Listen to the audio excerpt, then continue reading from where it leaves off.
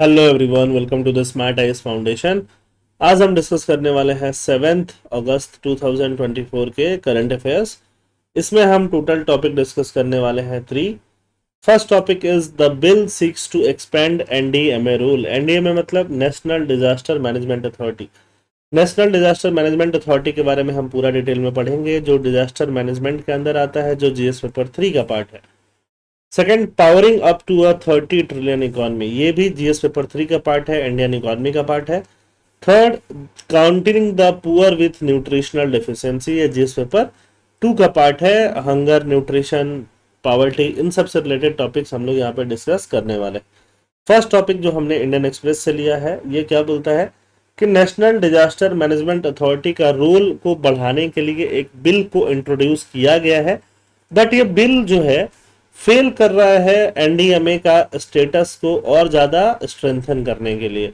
मतलब बिल कुछ काम तो कर रहा है, बट बिल पूरा काम नहीं कर पा रहा है जो इसको करना चाहिए था। ये पूरा हम डिटेल में यहाँ डिस्कस कर रहे हैं। डिजास्टर मैनेजमेंट एक्ट कब बना? डिजास्टर मैनेजमेंट एक्ट 2004 में सुनामी आई थी इंडिया में भयंकर।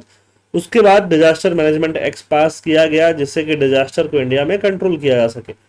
उसमें थोड़ा अमेंडमेंट के लिए बिल को इंट्रोड्यूस किया गया है। The bill aims to improve operational efficiency, operation के टाइम पे एफिशिएंसी को और इम्प्रूव करने के लिए ये बिल बात करती है, खासकर किसमें? नेचुरल डिजास्टर्स के टाइम पे। It seeks to expand the role and responsibility of NDMA. NDMA जो नेशनल डिजास्टर मैनेजमेंट अथॉरिटी है, डिजास्टर के टाइम पे एक्टिव रहती है, इसका रोल और रेस्पॉन्सिबिलिटी को और ज्यादा बढ़ाने की बात करती है। Expansion of NDMA rule. The bill proposes to enhance NDMA responsibilities, particularly in guiding state government. State government को गाइड करने में, सेंट्रल ऑर्गन्स जो हैं, सेंट्रल बॉडीज जो हैं, उनको गाइड करने में डिजास्टर मैनेजमेंट के टाइम पे ये बिल क्या करती है? एनडीएमए को और ज्यादा पावर देती है एक तरह से। अब ये बिल में क्या क्या अपॉर्चुनिटी मिस हो गया, इसकी बात करते हैं। The bill does not upgrade और strengthen the institutional status. NDMA का जो स्टेटस था, इंस्टीट्यूशन का जो स्टेटस है, उसको बढ़ाती नहीं है, उसको और ज्यादा पावर नहीं देती है। रिस्पॉन्सिबिलिटी बढ़ाती है बट पावर नहीं बढ़ाती है। Strengthening the NDMA would have improved coordination with state agencies. अगर एनडीएमए का पावर हम बढ़ा देते, स्टेट एजेंसी के साथ कोऑर्डिनेशन क्या हो जाता और इंप्रूव हो जाता। Enhance institutional status would provide more financial and human resource. अगर इंस्टीट्यूशनल स्टेटस बढ़ा देते तो फाइनेंशियल रिसोर्स भी ज्यादा आता और ह्यूमन रिसोर्स भी ज्यादा आता, किसके पास? एनडीएमए के पास। डिजास्टर मैनेजमेंट एक्ट का सिग्निफिकेंस देखते हैं। DM act was enacted after the 2004 tsunami. 2004 tsunami के बाद डिजास्टर मैनेजमेंट एक्ट को इनेक्ट किया गया। Idea was considered since the 1998 Odisha super cyclone. 1998 में उड़ीसा में सुपर साइक्लोन आया था, तब हमने डिजास्टर मैनेजमेंट एक्ट पास नहीं किया। 2004 में सुपर साइक्लोन आया था, सुनामी आया था, जिसमें पूरा Indian ocean, Indonesia, India, Maldives, Chennai, है ना, सारे चीजें, सारे जगह सुनामी का प्रकोप चल रहा था। उसके बाद हमने सोचा कि ऐसे तो काम नहीं चलेगा, डिजास्टर को मैनेज करने की जरूरत है, और मैनेज करने के लिए डिजास्टर मैनेजमेंट एक्ट पास हुआ। एक्ट तो पास हुआ, इस एक्ट के थ्रू बहुत सारे बॉडीज बनाए गए। उसमें सबसे इंपॉर्टेंट बॉडी क्या है? National disaster management authority. और भी बॉडीज हैं, state disaster management authorities, national disaster response force. National disaster के टाइम पे रिस्पॉन्स फोर्स एक अलग से बनाया गया, डिजास्टर को कैसे रिस्पॉन्स करना है। National institute of disaster management भी बनाया गया, है ना। बाद में नेशनल डिजास्टर मैनेजमेंट पॉलिसी बनाई गई 2009 में, और नेशनल डिजास्टर मैनेजमेंट प्लान। ये सारी चीजें इंपॉर्टेंट हो जाती हैं जब आप क्या करते हो, डिजास्टर मैनेजमेंट के बारे में आंसर्स लिखते हो। ये आपको याद होना चाहिए, रिवीजन बार बार करने की जरूरत होती है। This framework has been effective in saving life. क्या इफेक्टिव हुआ है? बिल्कुल हुआ है। रिलीफ देने में इफेक्टिव हुआ है? बिल्कुल हुआ है। बट क्या ये सफिशिएंट है? क्या ये 100% सही है? इसको और इम्प्रूव किया जा सकता है। हाँ, इसको और इम्प्रूव किया जा सकता है। Increase frequency of natural disaster due to climate change has made NDMA rule more critical, है ना, और ज्यादा इसको रिस्पॉन्सिबिलिटीज और साथ में रिसोर्स देने की जरूरत है। अब अमेंडमेंट की बात करते हैं। क्या क्या अमेंडमेंट प्रपोज किया गया है? पहला अमेंडमेंट है अर्बन डिजास्टर मैनेजमेंट अथॉरिटी।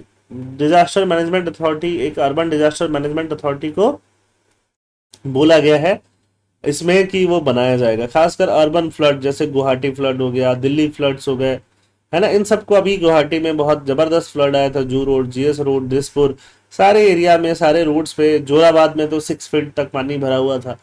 ये सब कुछ मैनेज करने के लिए एक अर्बन डिजास्टर मैनेजमेंट अथॉरिटी होना चाहिए। भले ही एक डिस्ट्रिक्ट डिजास्टर मैनेजमेंट अथॉरिटी होता है हर डिस्ट्रिक्ट पे, but urban disaster management authority पूरे बड़े अर्बन एरियाज में मैनेज करेगा। State disaster response force almost हर स्टेट में है, भले ही 2005 एक्ट मैंडेटरी नहीं करता है, तो जो अमेंडमेंट है उसको क्या कर देगा, मैंडेटरी कर देगा। National crisis management committee, NCMC headed by cabinet secretary, already handle national emergency. Cabinet secretary जिस कमेटी को हेड करते हैं, क्राइसिस मैनेजमेंट कमेटी, वो ऑलरेडी नेशनल इमरजेंसी को हैंडल करती है। ये बिल क्या करेगा, नेशनल क्राइसिस मैनेजमेंट कमेटी को एक लीगल स्टेटस दे देगा, नोडल बॉडी बना देगा सीरियस और नेशनल रेमिफिकेशन वाले डिजास्टर के लिए। एनडीएमए का रोल और बढ़ाएगा, एनडीएमए का रिस्पॉन्सिबिलिटी को और ज्यादा बढ़ाएगा कि सो दैट कि एनडीएमए क्या कर सके, पीरियोडिकली डिजास्टर के रिस्क को एसेस भी कर सके। ज्यादा जरूरी क्या है, एक डेटाबेस बनाना, एक नया डेटाबेस बनाना, नेशनल डिजास्टर डेटाबेस, जिसमें कि सारे इंफॉर्मेशन रहे, सारा डिजास्टर का असेसमेंट रहे, फंड एलोकेशन कितना हुआ, एक्सपेंडिचर कितना हुआ, प्रिपेयर्डनेस कितना है, मिटिगेशन प्लान। प्रिपेयर्डनेस मतलब डिजास्टर के पहले की बात हो रही है, मिटिगेशन मतलब डिजास्टर के बाद की बात हो रही है। और साथ साथ स्टेट डिजास्टर मैनेजमेंट अथॉरिटी जो है वो भी स्टेट लेवल डिजास्टर डेटाबेस बना के रखे। Compensation, NDMA will recommend guideline for minimum standard of relief for disaster affected people. जो भी डिजास्टर अफेक्टेड पीपल होंगे उनको क्या कंपनसेशन देगा, उसका गाइडलाइन कौन बनाएगा, एनडीएमए बनाएगा। चाहे लाइव लॉस के लिए, होम्स डैमेज के लिए, प्रॉपर्टी डैमेज के लिए। मैन मेड डिजास्टर में law and order situation, rights वगैरह को नहीं रखा गया, बाकी सिचुएशंस को रखा जा सकता है। एडमिनिस्ट्रेटिव चेंजेस भी करने की जरूरत होगी। देखो एनडीएमए का जो चेयरपर्सन होता है वो कौन होता है, पीएम। वाइस चेयरपर्सन कोई कैबिनेट मिनिस्टर होता है। लास्ट 10 साल से बात करें तो एनडीएमए में कोई भी वाइस चेयरपर्सन ही नहीं है, तो फिर कुछ काम ही नहीं हो रहा।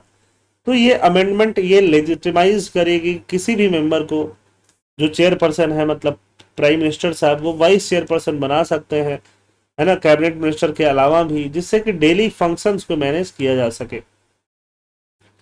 Unaddressed issue in the bill, bill में क्या क्या इशू अनएड्रेस्ड रह गई है, यही कि एनडीएमए का जो स्टेटस है वो इम्प्रूव नहीं हुआ। एनडीएमए एक होम मिनिस्ट्री के अंदर एक बॉडी की तरह काम करती है, इसका लेवल इतना बढ़ा देना चाहिए कि एक अलग मिनिस्ट्री भले ही नहीं बनाओ, बट मिनिस्ट्री के बराबर पावर इसको मिल जाना चाहिए था, सो दैट कि बाकी स्टेट गवर्नमेंट से खुद ही कोऑर्डिनेट कर सके, होम मिनिस्ट्री के थ्रू इसको नहीं जाना पड़े। ये बहुत जरूरी स्टेप था। लीडरशिप, जैसे कि वाइस चेयरपर्सन का पोस्ट खाली रह जाता है, कोई कुछ कर ही नहीं पाता, वहां पे लीडरशिप की बहुत ज्यादा जरूरत है। एडमिनिस्ट्रेटिव पावर और ज़्यादा चाहिए, फाइनेंशियल पावर और ज़्यादा चाहिए। स्टाफ शॉर्टेज जो है, टॉप लेवल पर सिर्फ 3 मेंबर रहते हैं, है ना, जबकि और ज़्यादा मेंबर चाहिए। पहले 6 to 7 मेंबर हुआ करते थे। साइक्लोन देखने के लिए अलग मेंबर, फ्लड देखने के लिए अलग मेंबर, लैंडस्लाइड के लिए अलग, अर्थक्वेक के अलग, ऐसे 4-5 जो प्रोमिनेंट डिजास्टर्स हैं इंडिया स्पेसिफिक, उसके लिए अलग अलग मेंबर थे। अभी कम है, हाईएस्ट लेवल पे, टॉप लेवल पे। Potential opposition, some provision specially those concerning state level changes, जिसको स्टेट अपोज भी कर सकता है। आई होप इसको ये टॉपिक आपके समझ में आया होगा। सेकंड टॉपिक की बात करते हैं। इंडिया को एक 30 ट्रिलियन इकोनॉमी बनाना है, 30 ट्रिलियन यूएस डॉलर, है ना। अभी इंडिया का कितना के आसपास का इकोनॉमी होगा, 4 ट्रिलियन डॉलर के आसपास का इंडिया इकोनॉमी होगा। 4 से 30 ट्रिलियन डॉलर का सफर, कुछ दिनों पहले 2-3 साल पहले ही हम 3 ट्रिलियन डॉलर इकोनॉमी थे। ऑलमोस्ट 10 टाइम, अभी के हिसाब से बात करें तो ऑलमोस्ट 7.5 टाइम्स हमें ग्रो करना है। और आगे आने वाला टाइम कितना है, 25 साल से भी कम टाइम है, 23 ईयर्स टाइम है, जिसमें हमें 7.5 टाइम्स ग्रो करना है। तो क्या आप आपकी सैलरी जो है उतनी बढ़ा पाओगे? क्या पूरा इंडिया का जीडीपी जो है उतना बढ़ पाएगा? क्या ग्रोथ इतना हो पाएगा? ग्रोथ कैसे होगा? लिबरल इकोनॉमी से होगा, है ना। ये इनका पर्सपेक्टिव है। ये जो भी ऑथर लोग हैं, राहुल अहलूवालिया और हर्षित राकेजा, उनका पर्सपेक्टिव है कि इंडिया को 30 ट्रिलियन इकोनॉमी तक कैसे ले जाया जाए। प्राइवेट सेक्टर का इन्वॉल्वमेंट ये लोग बोलते हैं बहुत ज्यादा रहने वाला है, अगर ऐसा हमें करना है तो। पहले ये बोलते हैं कि हमें प्री मेच्योर ट्रायम्फ को अवॉइड करना होगा। बार बार इंडिया के बारे में ये बात आती है ना, कि इंडिया क्या कर रहा है। हम लोग बोलने लगते हैं कि हम 3rd लार्जेस्ट इकोनॉमी बनने वाले हैं, 5th लार्जेस्ट इकोनॉमी बनने वाले हैं। ये सब सारी चीजों को हमें छोड़ना पड़ेगा। हमें ये 3rd 5th लार्जेस्ट इकोनॉमी की बात नहीं करनी होगी। India 7% GDP growth and status as the fastest growing large economy को हम फ्रिक्वेंटली साइट करते हैं, इससे हमें ऊपर उठना पड़ेगा, है ना। भले ही हमें 7% और उससे ज्यादा का ग्रोथ चाहिए, but belief in inevitable growth is common, but history shows many country failed at this junction. बहुत सारी कंट्री इस जंक्शन पे फेल हो चुकी हैं। अगर हमें 30 ट्रिलियन इकोनॉमी बनना है तो रैपिड ग्रोथ चाहिए, लिबरल इकोनॉमी पॉलिसी चाहिए। लिबरल इकोनॉमिक पॉलिसीज मतलब कोई भी प्राइवेट अगर कुछ करना चाहता है तो कर पाए, उसमें गवर्नमेंट का बहुत ज्यादा अपोजिशन हिंड्रेंस नहीं हो। अगर गवर्नमेंट बहुत ज्यादा रोड़े अटकाएगी तो फिर वो आदमी अपना इंडस्ट्री बिजनेस नहीं खड़ा कर पाएगा और जीडीपी ग्रोथ कम होगा। प्राइवेट सेक्टर का इन्वॉल्वमेंट ज्यादा से ज्यादा चाहिए। Criticism of income inequality should not Daryl this focus. देखो सबसे बड़ा क्रिटिसिज्म क्या है 1991 के बाद से। 1991 में हमने एलपीजी रिफॉर्म लिया। एलपीजी रिफॉर्म के बाद से सबसे मेन क्रिटिसिज्म यही है कि कैसे इनकम इनइक्वलिटी ने ये सारा चीज डिरेल किया हुआ है। मतलब इनकम इनइक्वलिटी बहुत ज्यादा बढ़ गया। पहले इनकम इनइक्वलिटी इतना ज्यादा नहीं था, अभी इनकम इनइक्वलिटी जो है वो बहुत ज्यादा बढ़ा हुआ है। मतलब अंबानी अडानी जैसे लोग बहुत ज्यादा इनकम कमा चुके हैं और बाकी गरीब लोग भी हैं, तो इनइक्वालिटी बहुत ज्यादा बढ़ गया है। ठीक है, 1991 की बात करें तो 1991 के पहले पावर्टी 50% था। अभी पावर्टी कितना है, 20% के आसपास है या 20% से भी कम है। 35 करोड़ लोग पीपल जो है पावर्टी से बाहर निकले हैं। उसके पहले हम लोग 1991 से पहले सोशलिस्ट पॉलिसी फॉलो कर रहे थे। सोशलिस्ट मतलब गवर्नमेंट सारी चीजें मैक्सिमम चीजें कंट्रोल कर रही थी। 1991 के बाद से हमने प्राइवेट पार्टीज को और ज्यादा बढ़ने दिया, रिलायंस वगैरह, तो तभी तो जॉब्स क्रिएट हुए, प्राइवेट जॉब क्रिएट हुए और लोग पॉवर्टी से बाहर आए।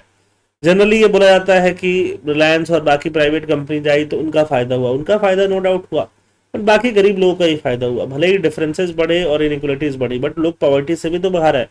इकोनॉमिक ग्रोथ होगा तो पॉवर्टी रिडक्शन होगा, तो इनइक्वलिटी रिडक्शन होगा। ये तीनों चीजें आपस में इंटरलिंक्ड है। ये टॉपिक ये कहना चाहता है। इनकम इनइक्वलिटी को कैसे एड्रेस करेंगे? ऑब्वियस बात है 1991 के पहले जो इनकम इनइक्वलिटी थी वो थोड़ा सा बड़ा है।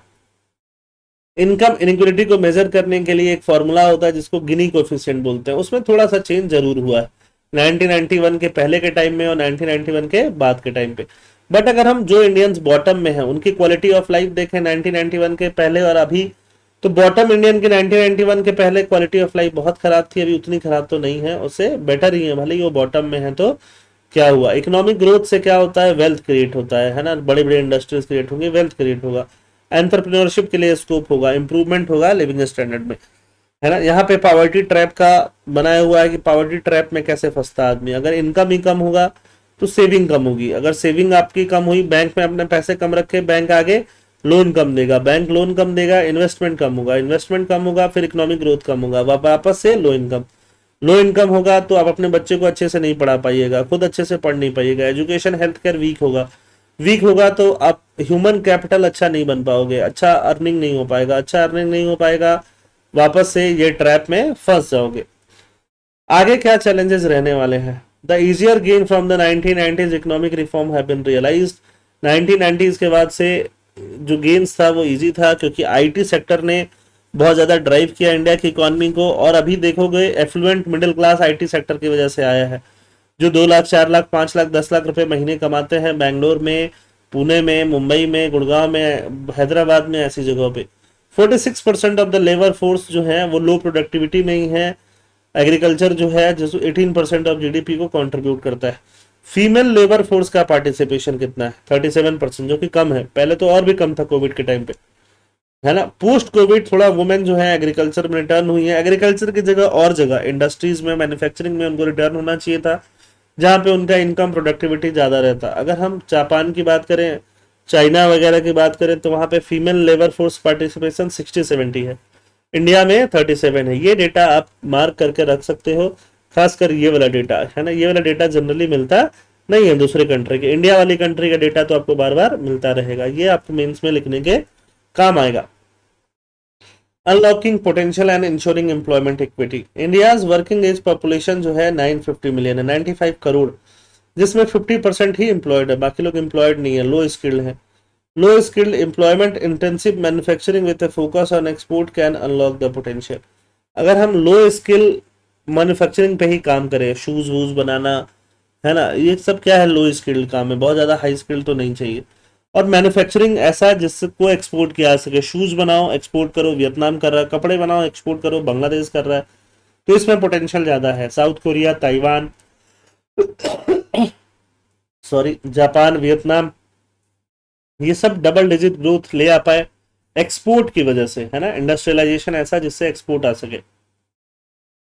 Economic policy focused on export and openness are essential for growth. Between 1990 and 2013, India's export as a percentage of GDP 7% से बढ़ के 25% हो पाया है ना, जीडीपी का परसेंटेज में एक्सपोर्ट, ये बहुत इंपॉर्टेंट हो जाता है।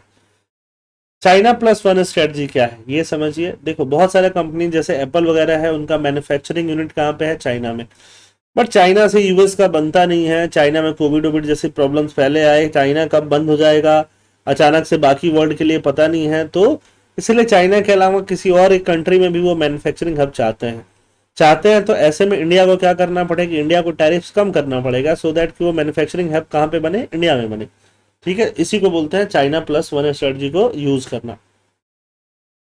इंडिया क्या मिडिल इनकम ट्रैप में फंस जाएगा? इंडिया अभी के टाइम पे एक लोअर मिडिल इनकम कंट्री है ना, लोअर मिडिल इनकम कंट्री है, बहुत सारा टैरिफ लगा के रखता है इंपोर्ट पे। तो इंपोर्ट आप बहुत सारी चीजें करते हो, इंपोर्ट आप वैसी चीजें भी करते हो जो आपके फैक्ट्रीज में, आपके मैन्युफैक्चरिंग में इनपुट का काम करेगा। वो इनपुट अगर महंगा होगा इंपोर्ट की वजह से, तो आपका आउटपुट महंगा होगा। अगर आपका आउटपुट महंगा होगा, उसको एक्सपोर्ट करोगे तो वो महंगा होगा, तो आपका एक्सपोर्ट हो ही नहीं पाएगा। तो ये बहुत जरूरी है कि आपका इनपुट सस्ता हो। इनपुट सस्ता होने के लिए क्या होना चाहिए, इनपुट पे टैरिफ भी सस्ता होना चाहिए, अदरवाइज ये वीसीएस साइकिल बन जाएगी और हम मिडिल इनकम ट्रैप से बाहर ही नहीं निकल पाएंगे। मिडिल इनकम कंट्रीज, ऐसा नहीं है कि हर मिडिल इनकम कंट्रीज जो है वो हाई इनकम बन पाई। 1960 में 101 मिडिल इनकम कंट्रीज थी, जिसमें सिर्फ 23 बन पाई हैं हाई इनकम कंट्रीज 2018 तक, बाकी बन ही नहीं पाई। India lower middle income economy must graduate to middle income status and beyond, हमें बियॉन्ड जाना पड़ेगा। Countries get trapped by losing competitiveness in both low end and high tech sector. Low end में भी कॉम्पिटिटिवनेस नहीं रहता countries का, और high and tech sector में भी नहीं रहता, तो मिडिल इनकम ही रह जाओगे, फिर तो आगे बढ़ने का स्कोप ही कम हो जाएगा, है ना। हमारा सरप्लस लेबर जो है उसको यूटिलाइज करना चाहिए लो एंड सेक्टर की तरह। The IT boom provided growth but has limited headroom. Headroom मतलब आगे रास्ता नहीं है आईटी में। आईटी में ऐसा नहीं हो सकता कि 50 करोड़ लोग काम करने लग जाए। जितना काम कर रहे हैं, मे भी थोड़ा बहुत ही बढ़ेंगे, बहुत ज्यादा बढ़ेंगे नहीं। एआई वगैरह तो थोड़ा जॉब खाएगा ही, भले ही क्रिएट भी करेगा बट खाएगा ही। मैन्युफैक्चरिंग खासकर लो टेक, जहाँ पे टेक्निकल चीजें कम यूज होती हैं, वहां पे बहुत ज्यादा स्कोप समझ में आता है। एक परसेप्शन है फैक्ट्री का परसेप्शन है कि वो स्वेट शॉप्स हैं, बहुत ज्यादा पसीना बहाते हैं। इस कैंपेन्स को हमें पीछे छोड़ना पड़ेगा। इससे क्या होता है, ऑब्वियसली वर्कर के जो फायदे हैं उनके लिए काम करना है, बट वर्कर को ही बहुत ज्यादा बेनिफिट देने के चक्कर में अगर कंपनीज का मार्जिन ही बहुत ज्यादा कम हो जाएगा तो वो काम ही नहीं कर पाएंगे, है ना, बहुत सारा जॉब कम हो जाएगा। अब market led economy is essential. Economy कैसा होना चाहिए, मार्केट जिसको लीड करे, गवर्नमेंट लीड नहीं करे। मार्केट कैसे लीड करता है, डिमांड एंड सप्लाई से। Allowing private enterprise to thrive, जिससे कि प्राइवेट एंटरप्राइज थ्राइव हो विथ मिनिमल गवर्नमेंट इंटरफेरेंस हो। गवर्नमेंट इंटरफेरेंस जो है वो मिनिमम हो, बहुत ज्यादा नहीं हो। Enhancing ease of doing business, ease of doing business को और ज्यादा इनहेंस किया जाए। Government reform to improve business condition must continue. Government का रिफॉर्म जिससे कि बिजनेस कंडीशन और ज्यादा इंप्रूव हो, उसको कंटिन्यू करना चाहिए। Minimum government maximum governance is crucial for avoiding the middle income trap. Minimum government का मतलब गवर्नमेंट का इंटरवेंशन कम से कम, मैक्सिमम गवर्नेंस मतलब गवर्नमेंट के बेनिफिट्स ज्यादा से ज्यादा, इससे मिडिल इनकम ट्रैप से निकला जा सकता है। क्लस्टर लेड इंडस्ट्रियल मॉडल चाहिए। एक क्लस्टर, एक एरिया में इंडस्ट्रियल एरिया बना दो जिसमें कि बहुत सारा बेनिफिट्स दे दो इंडस्ट्रीज को, बहुत सारा कंप्लायंस घटा दो, जैसा वियतनाम करता है, बांग्लादेश करता है, हम भी करते हैं, स्पेशल इकोनॉमिक जोन्स वगैरह बनाते हैं। ऐसा कुछ और ज्यादा करने की जरूरत है जिसमें स्ट्रिंजेंट रेगुलेशन कम लगाया जाए। लो स्किल्ड मैन्युफैक्चरिंग पे फोकस करने की जरूरत है। अगर इंटर स्टेट माइग्रेशन रुक गया, लो स्किल क्या है, अपैरल मतलब कपड़े उपड़े, इलेक्ट्रॉनिक असेंबली, खिलौने वगैरह। अगर इंटर स्टेट माइग्रेशन रुक गया, अर्बनाइजेशन बढ़ रहा है, फीमेल लेबर फोर्स पार्टिसिपेशन बढ़ रहा है, तो ऑब्वियस बात है हमारा इकोनॉमी अच्छा कर रहा है। फॉरवर्ड थिंकिंग एम्बिशन होना चाहिए सो दैट इंडिया को हम लोग क्या बना सके, विश्व गुरु बना सके। Third and last topic for the day, counting the poor with nutritional deficiency. वैसे पुअर को काउंटर करना है जो न्यूट्रिशनल डेफिशिएंसी का बात यहाँ पे लेकर के आते हैं, है ना। ठीक है, यहाँ पे डॉक्टर मुखोपाध्याय जो हमारे भी प्रोफेसर रह चुके हैं, उनका ये लिखा हुआ आर्टिकल है, और साथ में जीसी मन्ना जी के, professor of the institute of human development, new development and new advisers of the national council of applied research. ठीक, चलिए कंटेक्स्ट क्या है। The article discusses the finding of national sub sample survey household, NSSO। NSSO एक body है, body क्या करती है, सर्वे करती है। सर्वे का नाम क्या है, सर्वे का नाम है HCES, house hold consumption. House hold कितना कंजम्पशन कर रहे हैं, कंजम्पशन मतलब कितना खर्चा कर रहे हैं, है ना, कंजम्पशन में कितना एक्सपेंडिचर कर रहे हैं, खर्चा कर रहे हैं, उसका सर्वे है ये। तो इसका नाम आपको पता होना चाहिए directly. NSSO survey on HCES 2022-23 लिख करके ही आपका काम चल जाएगा। ये डेटा में सोर्स देना जरूरी है, किस सोर्स से आप क्या डेटा लिख रहे हो, जब अभी आप मेंस एग्जाम में लिख रहे हो। तो ये डेटा का सोर्स है, और इसी डेटा के सोर्स के ऊपर ही ये पूरा एनालिसिस आर्टिकल का किया गया है। ठीक है, the report include unit level data on house hold consumption, इसके डेटा की बात करता है। मेन एनालिसिस किसका करता है, कैलोरी के इंटेक का। This analysis converts the quantities of consumed food item into total calorific value. जितना खाना खाते हो उसको कैलोरी में कन्वर्ट कर दिया गया है ना। आपके जिम वाले ट्रेनर भी यही करते हैं, है ना, कि आपने कल तो शेक पिया होगा, शेक कितना हो गया, 1000 किलो कैलोरी हो गया, ऐसे करके आपको डराया जाता है। तो यहाँ भी कैलोरीफिक वैल्यू को काउंट किया जा रहा है। It compares the estimated per capita daily calorie intake of house hold in lower expenditure class with an average daily requirement of for healthy life.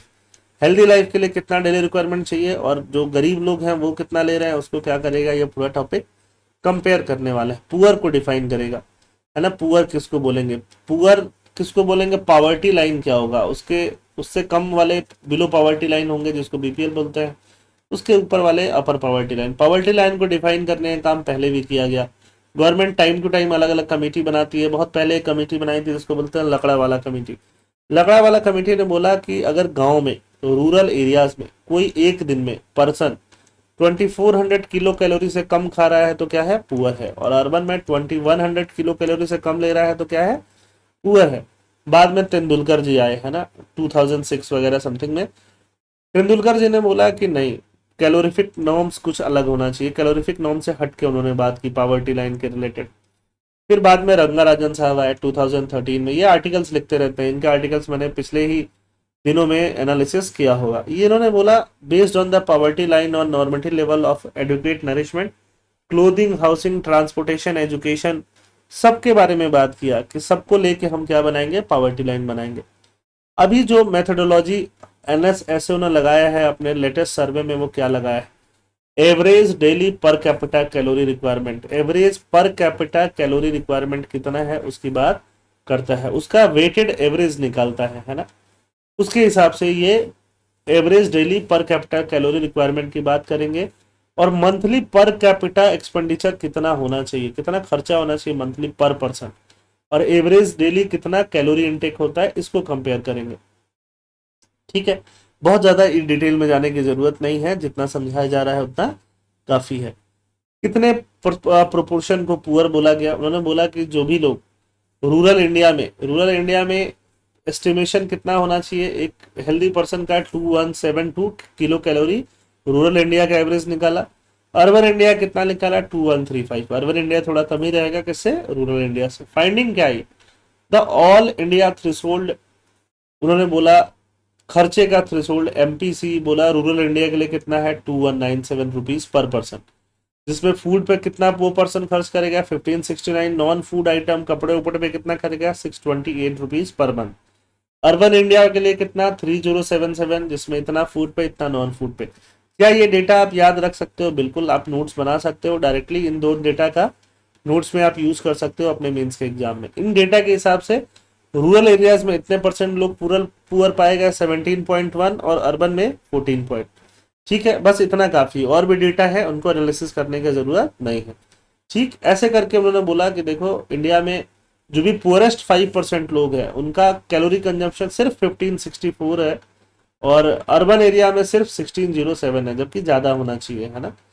The government has welfare programme aimed at improving health condition and implementing targeted nutritional scheme for the poorest can significantly enhance the nourishment and quality of life। अगर government जो भी programme चलाती है धीरे धीरे उससे enhance हो जाएगा लोगों का quality of life. I hope आपको तीनों टॉपिक समझ में आए होंगे। पीडीएफ आपको टेलीग्राम चैनल पे मिलेगा। इसके साथ ही हमने सारा बैकलॉग खत्म कर लिया है और कल से आपको डेली टाइम से करंट अफेयर्स एनालिसिस मिल जाया करेगा। थैंक यू, जय हिंद।